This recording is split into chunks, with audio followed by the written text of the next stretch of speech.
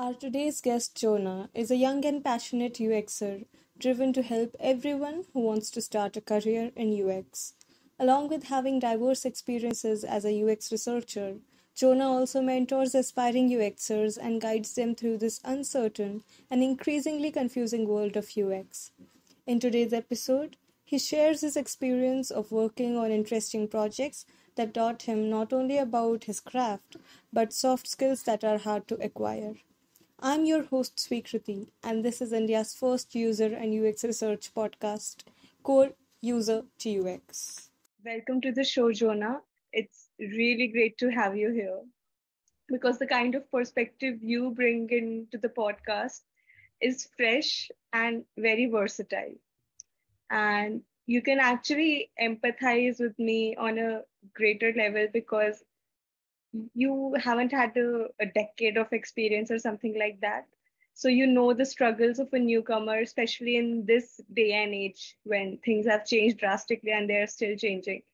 And despite having not like so many years of experience, your portfolio or your profile has been so versatile. You have worked in so many things.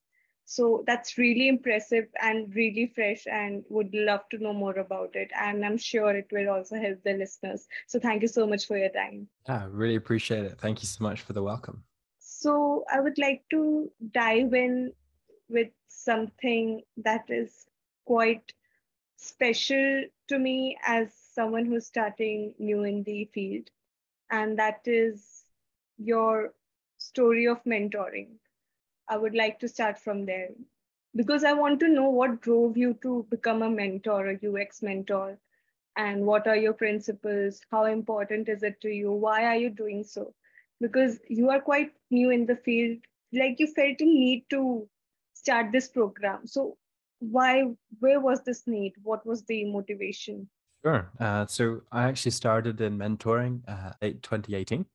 That's where I was working as part of the digital agency called Fathom. They're a really, really awesome, well-respected UX agency in Ireland. And they basically had a partnership with the Design Institute that run in-person courses, but also their online diploma, which is the only sort of university accredited program out there, which is pretty awesome. And so I had the opportunity to travel to be in loads of different countries doing this 2-day training course, but also to be an online mentor for the digital program, the online program. And so from there, I got the sort of the confidence to share knowledge and to share this information with people just getting started into UX or needing that refresher. And from there, since changing the role, I've kept up that mentoring. I have a really passion for helping people learn, helping people develop their careers, and helping people to learn sort of the foundations of UX. As you mentioned, I don't have decades of experience. I've only been doing this just over 5-6 years. But from there, my principle is like everyone has knowledge that they can share. And as long as it's accessible, there's no fancy sort of status that I have. It's just simply I've learned stuff, people have invested in me, and I want to kind of pay it forward. That's kind of like my principle. And I guess what's really important and what's really critical to mentoring is that you actually have practical or applied knowledge, right? And so you can read a lot of Medium articles, you can watch a lot of YouTubes, but often that's not very applicable to the real world. It's just that one instance, that one creative wireframe that someone's taking through, or it doesn't actually tell you how to do it. And so I think what's missing in a lot of online boot camps, or even on the roles of people trying to get into UX, is that there isn't that sort of hand holding and that sort of one-to-one guidance that I think is where I have provided value and where I hope to in the future. So yeah, that's my journey so far. I also went through your newsletter, that is Get UX Energy, and you talked about the struggles of, first getting into the UX business. Now the dynamics have changed post COVID. It's more moving and stuff like that. So, anything that you learned in that domain, because it's quite fresh to you, you can deliver that message and articulate it quite well. Yeah, so I think the COVID's brought quite a lot of new things. I think the possibility of being remote and being Mm, able to connect remotely is really important.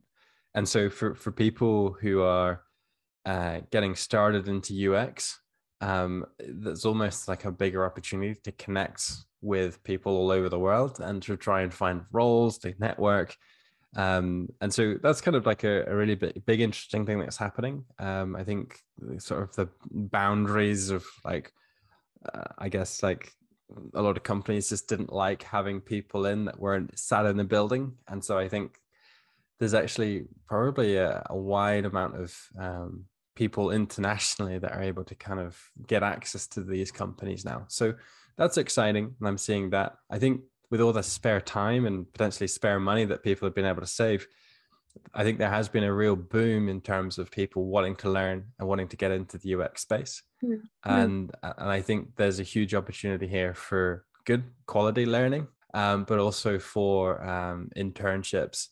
And so yeah, that was the sort of the plan behind sort of my the UX Energy platform, is rather than just doing one-to-one mentoring, that you could maybe share knowledge with a lot of people at once. So that's just my aim. It's pretty small effort, but it's hopefully going to bring some good to people wanting to learn more.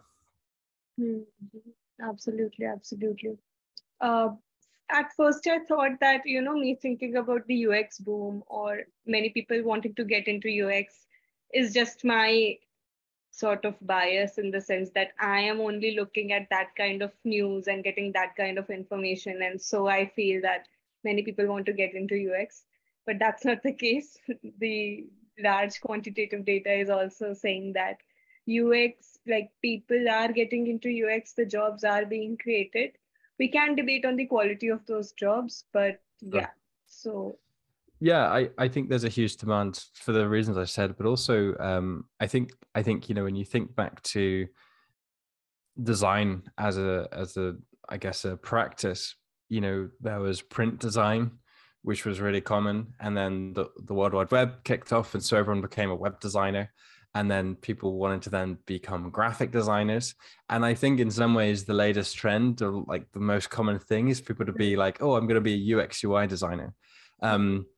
And I think that's fine to kind of rebrand and stuff, but it's still designing things creatively. And I guess I would be really, really keen to separate UX and UI, in the sense, and there's a huge debate on this always. So yeah, that's another sort of rant we could have a whole podcast on, right? and this UI UX debate, at times I think, why are we even having it? It's been User, done. yeah, is user interface is and user experience, like both the terms tell a different story altogether, but that is Yeah. happening. And I think the debate is there just because there's a lot of people coming from the graphic design world, people who've, learned Photoshop and they want to try and get more profitable, that they're just using the term UI or UX and not really fully understanding either, potentially. That's just my perspective. And so yeah, it's even more of an opportunity to help people, to educate people, and to I guess another thing is like you can't learn like a practice in a boot camp or in a fortnight, right? This is years and years of craft, right? And so I think people need to understand that they can't just like I still can't, right? Even I feel like this sort of imposter syndrome, right, for calling myself a UX designer or even a mentor of the topic. But it's a practice, it's a journey, you know.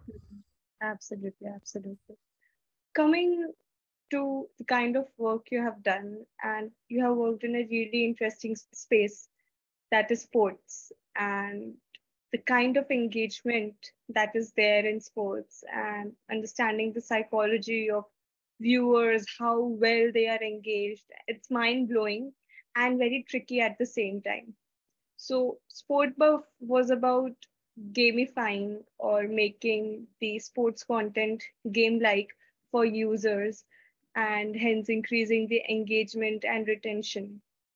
So the psychology of such pleasure seeking or instantly gratifying activities is very interesting. It's prevailing, it's everywhere, But it's kind of hard to understand. Like, we as users are engaged in sports every day. But when you would ask anyone, okay, what's really happening there? Why do we like it? I mean, maybe we could rationalize as adults because that's what we learn after we become adults. But we actually don't know. Since kids, we like sports, and but we never know why do we like it. But that makes our job as users, researchers more hard because we need to understand what is happening, and we have to apply that psychology out there in the market. So what was the psychology game around when you were implementing features and stuff on Sportbuff? How was it? Yeah, no, great question. So we started the company in lockdown, and so at the company Sportbuff, we were trying to do a number of things here from a broadcasting perspective. We were trying to increase engagement and retention so that people would watch for longer. And this was a huge thing that broadcasters are struggling with to kind of stay relevant, especially for a younger audience. Mm. And so our starting point was actually on Twitch, which is really a highly popular platform. And there's loads of great research already done in terms of what factors are working and what are kind of key principles or psychological, I guess, items to this sort of this topic of gamification. And just from memory, there was some really interesting things that we learned and we were able to test. Such as, like, I guess the reasons or motivations behind why someone would come and watch a Twitch stream or why someone would watch a game. And there was a few factors like people wanting to kind of improve their own skills, people wanting to get inspiration, people wanting to kind of learn. There's others of people who were just wanting to just have fun and just do that by having a bit of, I guess, portrayal of individuality, right? Where they were just trying to show off and say silly things or like have their own sort of profile to make them stand out from the crowd. And there are other people that just kind of enjoy just the community aspect, but also kind of getting shout outs from the streamers. So all of those sort of motivation factors were hugely influential when we were designing our gamification platform that was for polls, quizzes, predictions. All of these items were to kind of boost the engagement, and we saw some really awesome stats in terms of people watching for longer, playing for longer, engaging with us. And so we had things like leaderboards that were really, really critical in terms of being able to see your own rank. It's that sort of portrayal of individuality.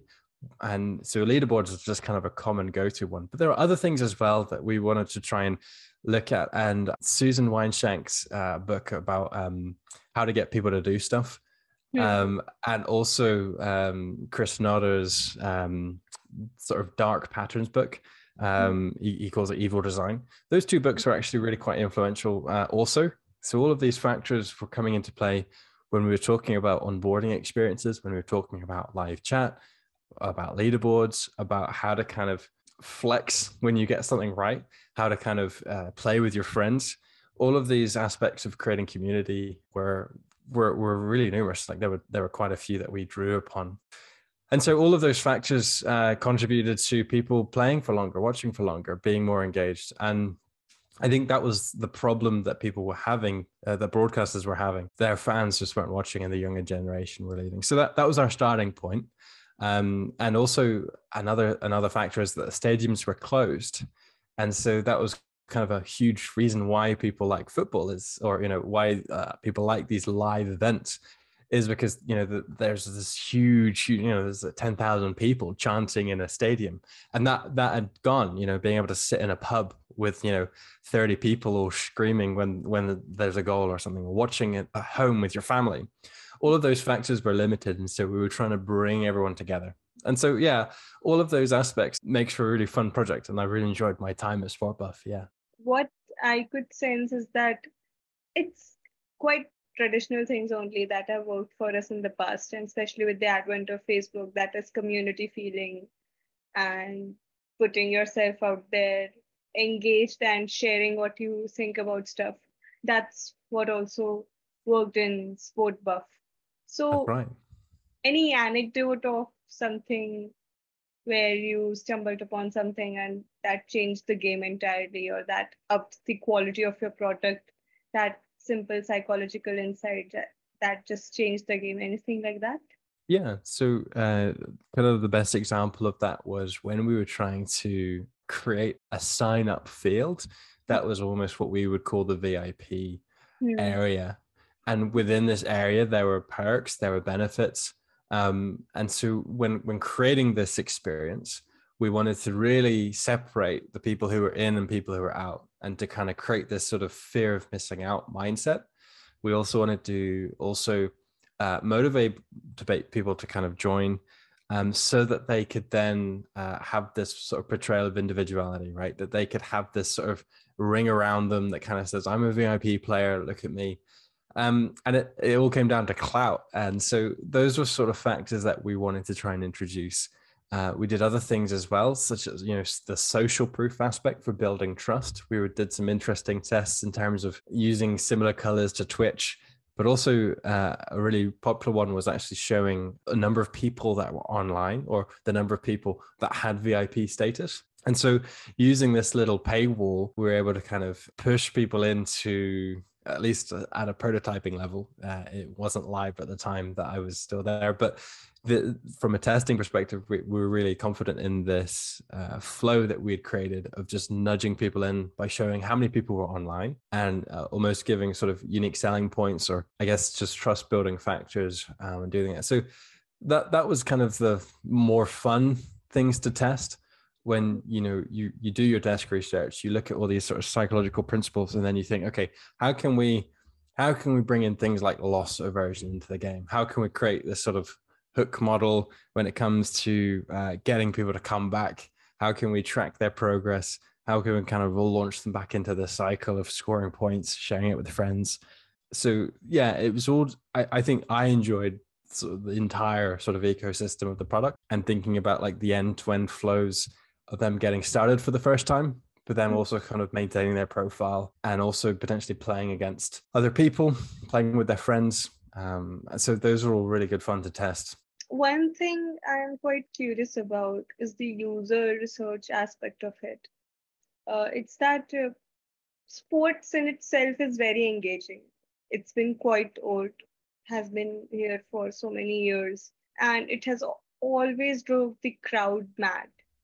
Any kind of sports, even when there was no television, people were crazy about cricket or anything.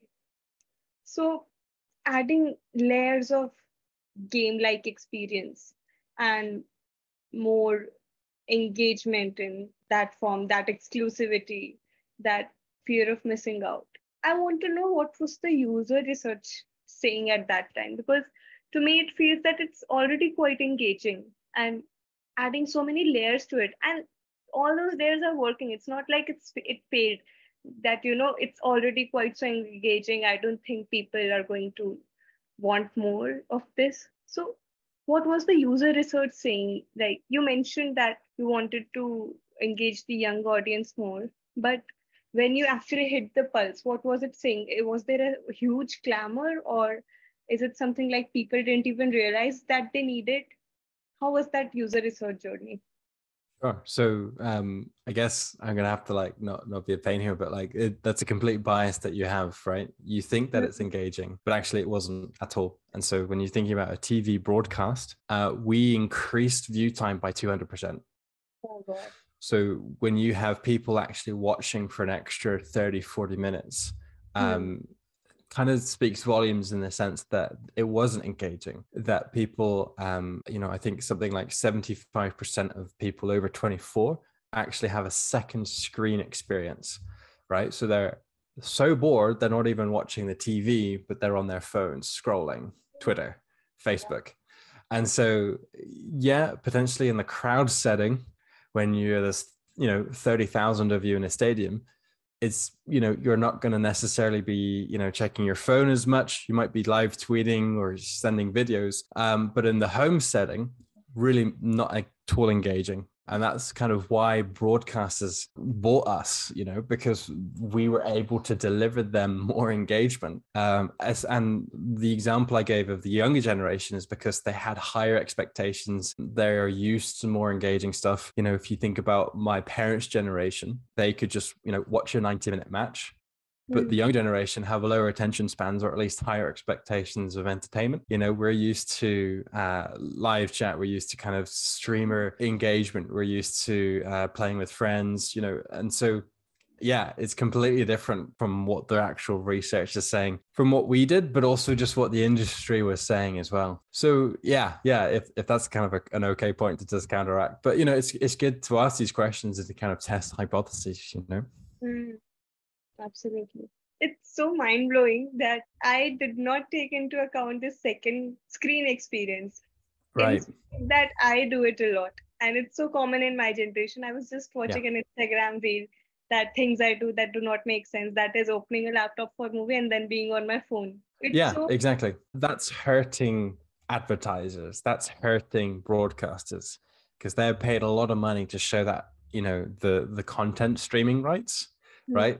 But people aren't watching it. And so they're not getting return on investment and stuff. So, and it's that. So how do we create a second phone experience to watch along that we're actually taking them back to the game? How can we add a quiz on their phone that links them back to what's happening on the television? So that's some of the stuff that we were working on, like a second phone or second screen quiz or a second screen predictions. So yeah, that was the fun challenges that we had. Yeah, that's pretty mind-blowing because I was comparing it with my old experience, that is pre-smartphone experience with what is happening now.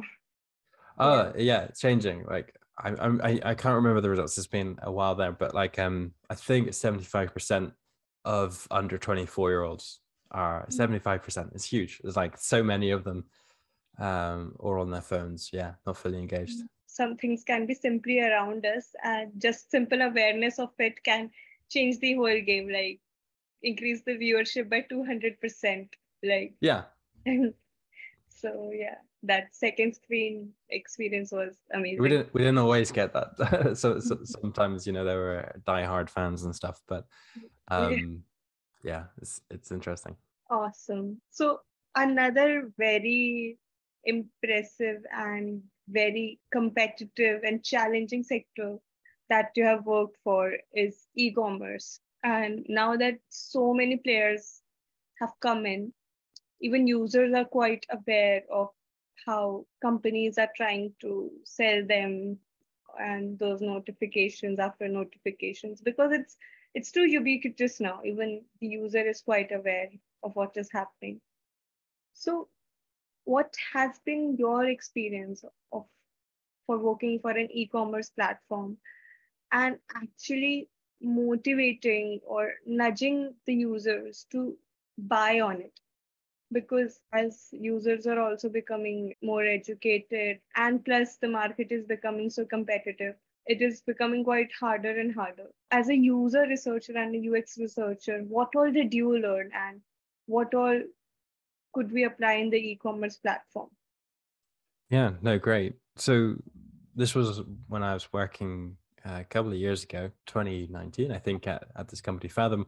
We did a lot of e-commerce projects for clients.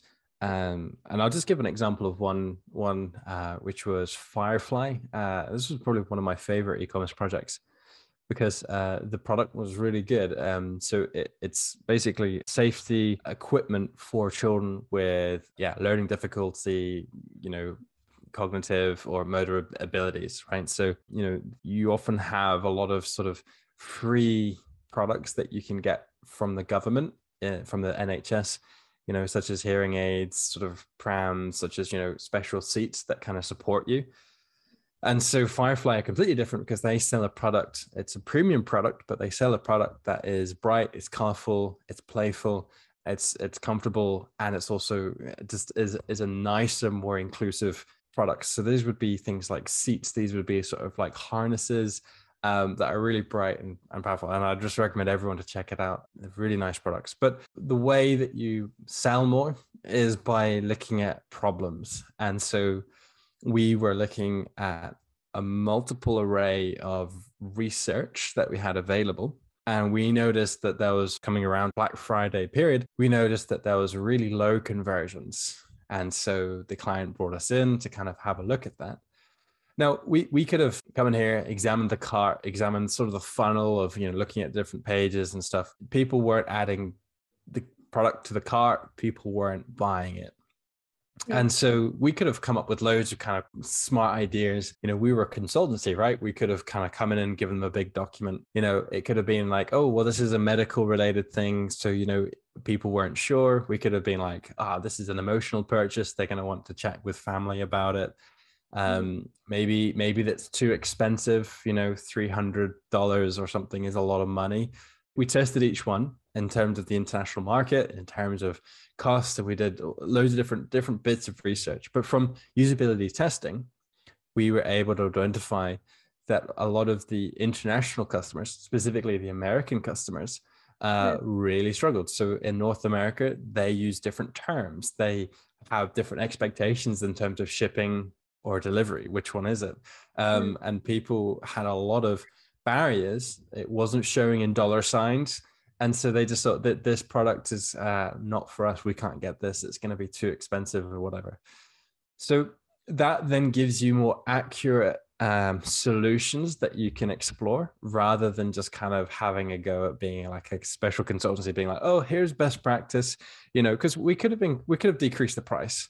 We could have given it loads of white papers about why medical people are, we could have spent all of our budget filming doctors who are saying this is good, for, pediatric, doctors being like, this is good from a physio perspective. But we didn't. We actually just identified the root problem. So when we did a redesign, when we did like an improvements of the site, they weren't just based on sexy best practices that you could read on Google, 100 ways that you can improve your site. We didn't do any of that. We just simply tried to solve the problem. And so by optimizing it for a mobile experience, by promoting key information that was actually solving these problems, like delivery, like pricing, by actually doing those improvements, we were able to test those designs and then roll out that live. And so, like from, when we applied those short-term recommendations, and this was actually back in, this was for the Black Friday. We moved an add to cart conversion rate we were trying to do. So at the time it was like 0.8%. We had increased it by 5%. And so we'd like really increased the amount of people that were adding this to the cart, which actually, when you do the sort of the maths on that, we actually generated them within less than a year, 250,000 just from that one change. And the client appreciated it. Yeah. So what I could sense is that you were having a very, not just a general approach, but a very particular approach, like a very contextual approach with respect to the product that you have. And that kind of led you to the solution, that how the experience of that app was not suitable for many international customers. I really like that, because in user research, either it just becomes about the particular or it just becomes about the general at times. So bringing both these things, keeping the particular, that is the context of the app in mind. Okay, how is the app actually working despite of the general practices? And it's actually quite easy to bullshit in such a niche market that, And don't get me wrong, like there were other things that we did. We added trust factors, social proof, that all contributed as well. But the primary thing was actually solving the problems. Now we did increase conversions through making the PDP, like the product page, better.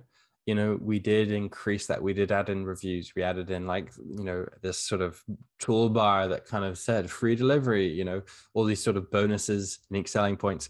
But I'm not saying that all of these best practice guides, because even the Nielsen Norman group are like, these are the best, or Baymard Institute. They all do so much work in terms of like, what are the best practices for a good UX on e-commerce. We weren't ignoring them, but we had to do our own research, right? And that's how we probably got more money. Yeah. That's what the particular and the context I'm talking about. And I really like that how all of it actually tangibly appeared. It's not like some vague theory that we're talking about. This is what you actually did, and this is what the numbers showed. So that's Yeah. great. That's what I do love about my work, is not just having anecdotal evidence, but actually Yeah. having the metrics and the numbers to actually back it up. And to be honest, that's what the business often cares about, is numbers. Are we making money? So yeah, and I hope, for people who are in e-commerce space, or even just any product that they're, reading all these blogs, don't be afraid to do your own research of your own users, because what Target's experiences for e-commerce is very different from this particular niche product, which was in the sort of the healthcare space, specifically for children with disabilities. And so yeah, like, we can't just apply Target and Amazon's best practice and just throw it all in. We've got to look at the actual users in the context. Thank you so much for sharing that. It's quite eye-opening. So last time we discussed some things on elimination and how we tend to remember that what are the things that we don't have to do, better, because the experience or the pain has been so much that we're like, oh boy, this is not happening the next time.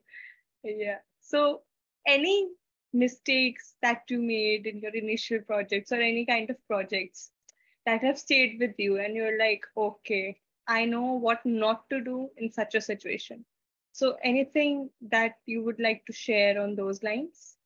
Oh, absolutely. For anyone who's new to the field, or even the only UXer or only UX researcher in the company, I would try and spend your first month or as much time as you can trying to learn about all the data that you have at the moment, because there is data, whether that's your product analytics, whether you can get access to that, whether that's anything that has ever been in communication with the customer or to the user. Is there emails? Is there, live chat threads? Is there Reddit pages, Twitter? What data is there available? And if there isn't that, then what are some of the free tools that you can use? Because often in startups there isn't budget, as you said, but it doesn't mean that you can't start to build in these practices. And so Hotjar is really commonly used. It's maybe overused in some senses, but it is good as a very basis of you being able to kind of visually analyze what's happening for your users. I think there's also Look Back as well. It's a bit more pricier, but that's an excellent tool for you to kind of get a basic understanding of what's happening, what is behavior like on the platform. But also when it comes to then actually just talking to your users, I would really recommend, I think the biggest mistake UX researchers make is maybe not being fully armed in all the different research methods that are available.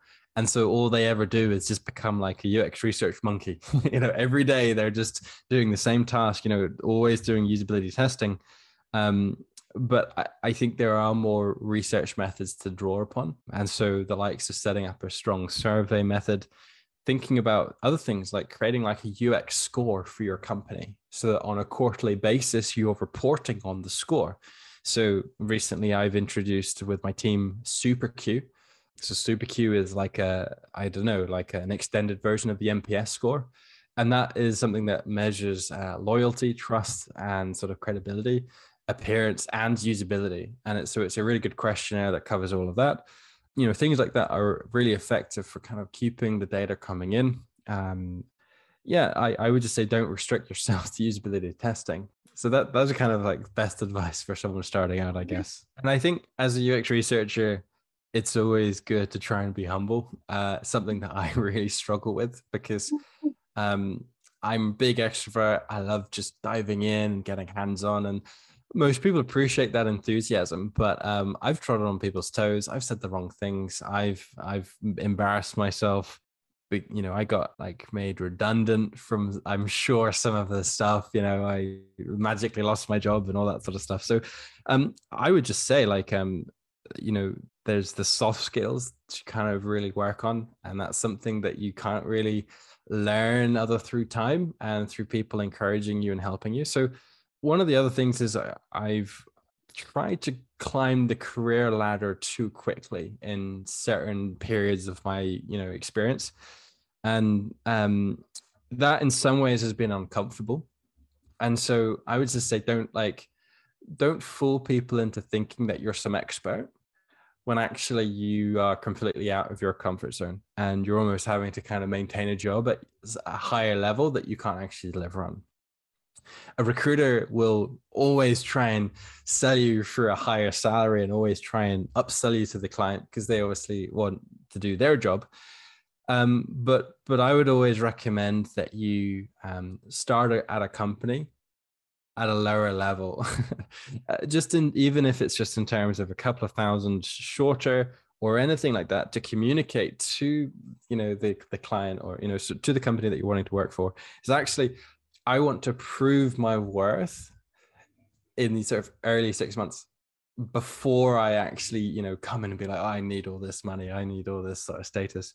So that's just something that I've learned that I think has stood me well in the last couple of roles, is that there is a layer of humility, but there's also a learning plan or like a development plan that I have along with that. So I know that in 6 months' time, and I've agreed in 6 months' time or 12 months that I will have reached this certain target. And so setting people's expectations is another mistake, I guess, that people don't want to do. And I think not every organization is set up that way to kind of have those open discourse about, career progression things, but humble is always good. And then the other thing that I've regretted and that mistakes I've made is the times where I've not been learning. And I would recommend that if there are two reasons to leave a company. Is one, you're not getting paid to match the work that you're doing. I'm not advocating greed here. I'm just advocating knowing your worth. So that's the first reason. And the other one is when you're not learning, you're not being challenged, and you're not developing. It's very easy to kind of plateau, that you're not actually picking up new skills. Even if it's not even UX related, but you're learning how to do product management and you're hanging out in Jira. Those are good skills. So don't leave just because it's not UX related. I guess see every company is not like some family that you've got to join and you dare not offend the family. Just see it as a way that you can get paid and a way that you can keep getting paid. And so do whatever your boss needs. There's a thing over here that we've used. I think it comes from the Puritan era in England, but there's, I think, what they call a Protestant work ethic. And so, without wanting to kind of bring religion into this conversation, but like there's a sort of a mindset of work hard, and work hard, under promise, over deliver, all that sort of stuff. But the thing I'm trying to say then is like, know your worth, but always keep learning. So leave a company when you're getting neither of those. And what does that look like? Well, I've recently been challenged to do the sort of the 5 a.m. club, which is a popular book. It's actually my dad that challenged me on that, and he started that. And he's old, like he's my dad, but he's getting up at 5 a.m. and he's getting out 2 hours of his personal work, things he wants to get done, along with fitness, good eating. And I'm like, wow, I'm so sluggish on a morning, and so what can you do to fast track your career so that you can become a leader and that you can be an expert in your space? And so that's the personal challenge that I have for myself: not burning out, not taking on too much, but making sure that I am learning. And whether that's through a mentor, whether that's through reading UX books, there's a lot of them out there, doing a course, connecting with things like the Nielsen Norman Group. So yeah, be humble, know your worth, work hard, and always learn. I guess the kind of the sort of 4 guiding things that I didn't do. And now I'm learning them and trying to apply them into my life. So yeah, I guess that's kind of a circle around there. Yeah. Okay, you brought a really good point up, that is, being aware of all kinds of data you have in the company. Because that's when I realized that I have to get hold of all kinds of data that my product manager has. at some point of time, like whatever data they have access to, and like usually the quantitative data, and that's how they study the patterns and make their decisions. I have to have that kind of data.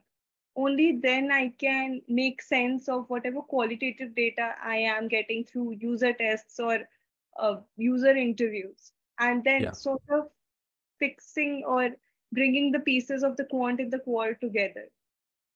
And that's how I managed to make my job not a monkey job. And Yeah. that's how it remained interesting. And because I could actually see that the smaller pieces resembled the larger pieces, only just it was the story scaled. And getting that kind of validation in the qualitative and the quantitative data increases your confidence, and Absolutely. it helps the team make better decisions.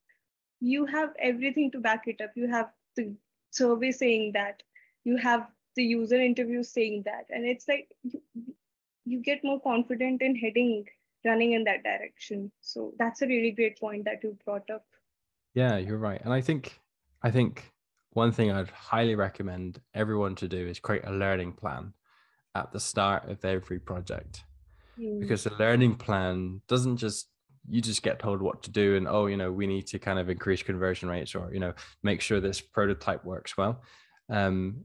A learning plan puts you in charge as the UX researcher, and so the learning plan is a way that you as a team identify the unknowns, and you actually acknowledge that there's actually things you don't know. And so a learning plan is basically a bullet point list of, I need to go and research all of these things. That kind of stabilizes you a bit more, because when you actually start thinking about those questions, it's like, we don't know why this advanced user group has this behavior. And it's like, whoa, okay, well, what research method am I going to have to use? And you can almost then, just through experience, prescribe methods that apply. So in starting at my new role here at Fortius, one of the things I'm working on is creating a UX strategy Miro board that thinks about our entire software development process.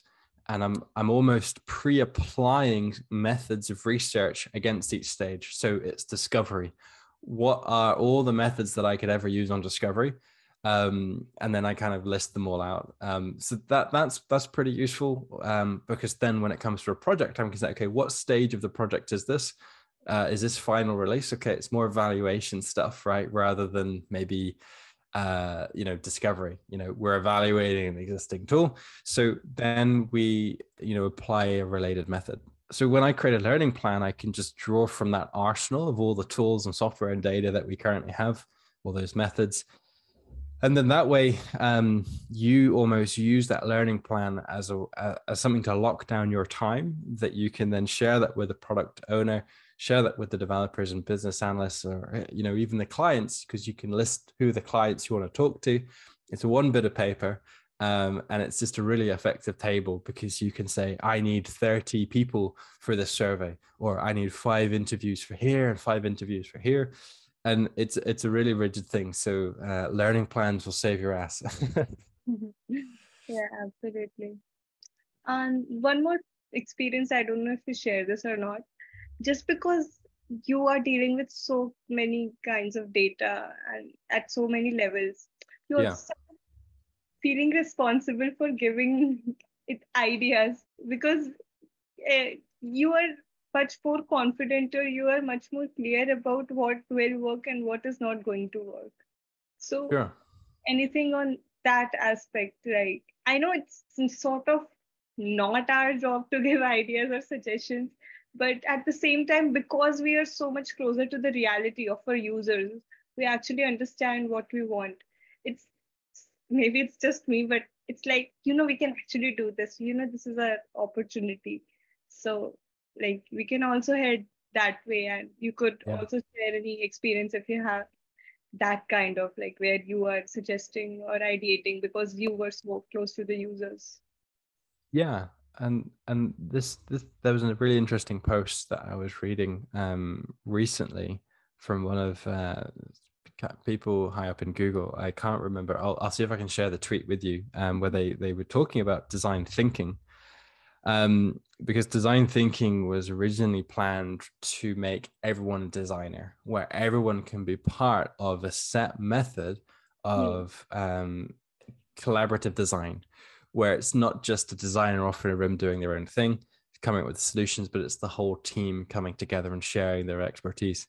And the article was saying that that is actually watered down the quality of design often, because it's kind of being led by committee, or it's just almost removing the need for designers and, experienced professionals who are good at their craft.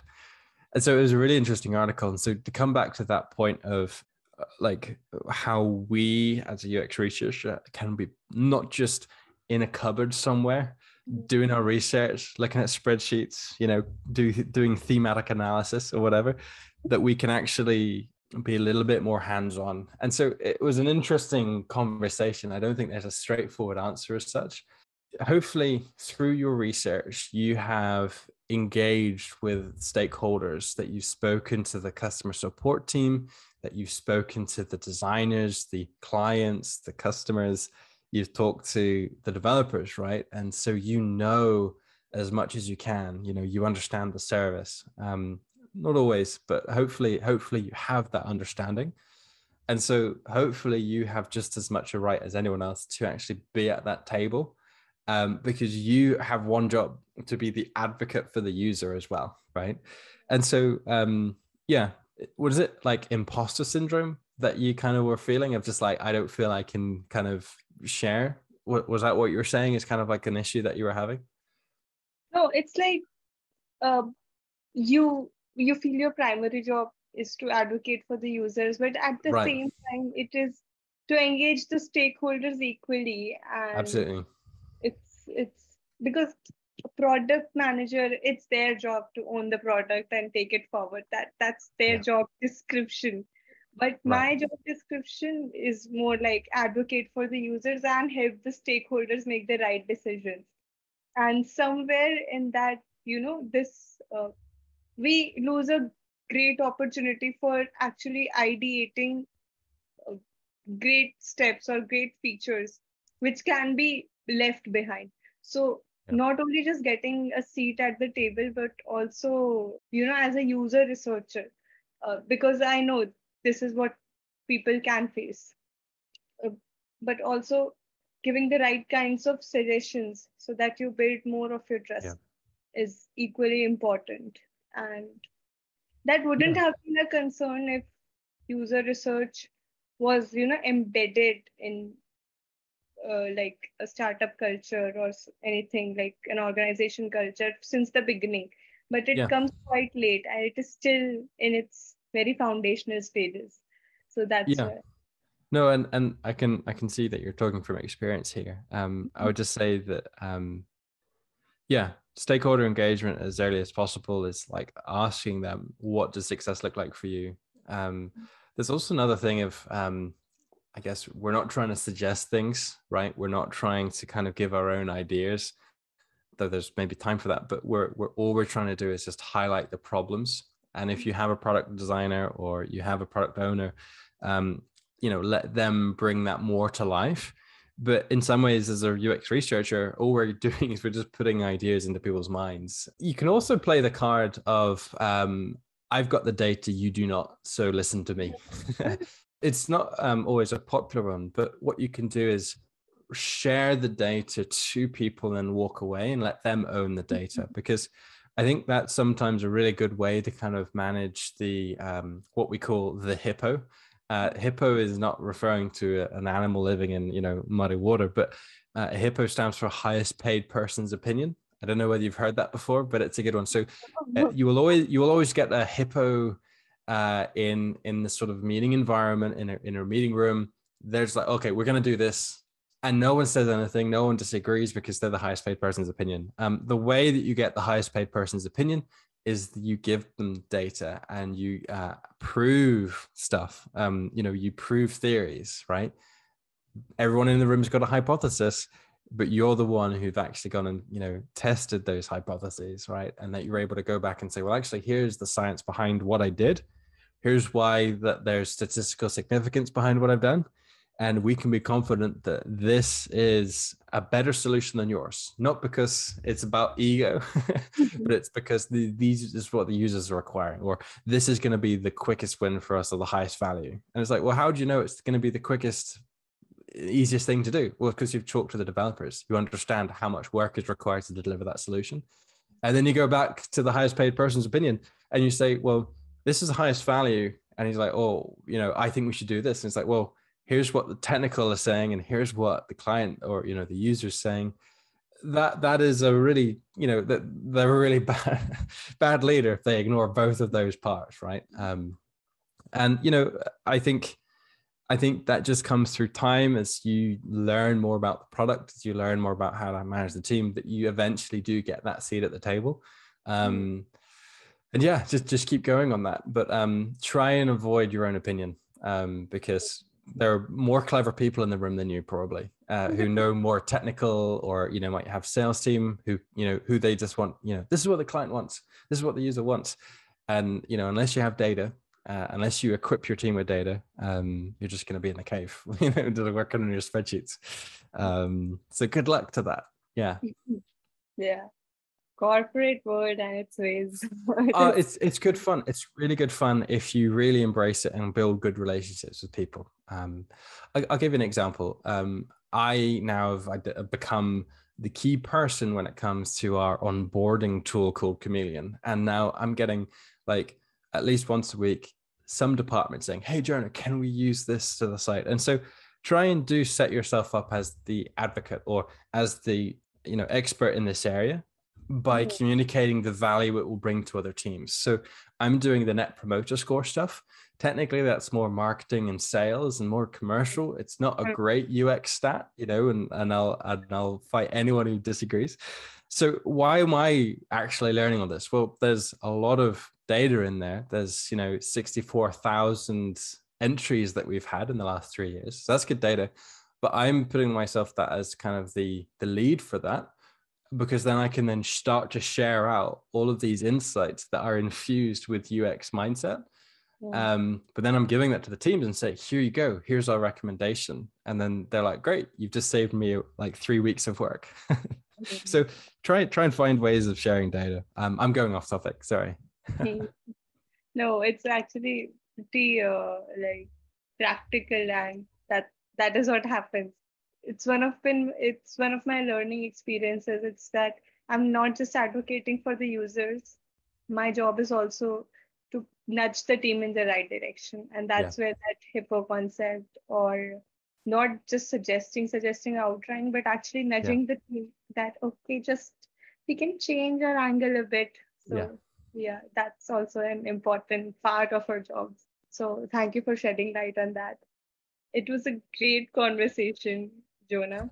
It kind of went into a direction I did not expect, but I could relate to it so much. And I know that someone else is also going to face the same problems on a level that is actually practiced in the real world. This is how the things work, and one should be aware of them, especially if someone is going in. So they at least have an idea, okay, this is what is going to happen.